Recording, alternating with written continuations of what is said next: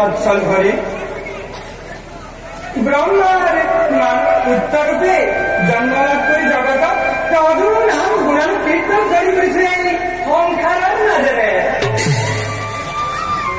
অদ্ভুত অদ্ভুত লাগে ভাবি বিমুক্ত হন কল্পনা করি সবাই মানবী জনম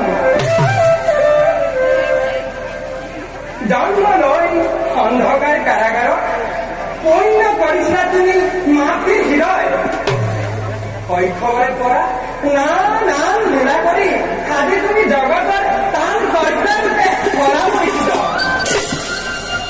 ধন্য ধন্য তুমি জগৎ স্রষ্টা ধন্য। এই নিত্যিন নাৰৰে তোমাৰ চৰণলৈ লক্ষ্য কৰি জনাইছো সহস্ৰ প্ৰণতি। যাওঁ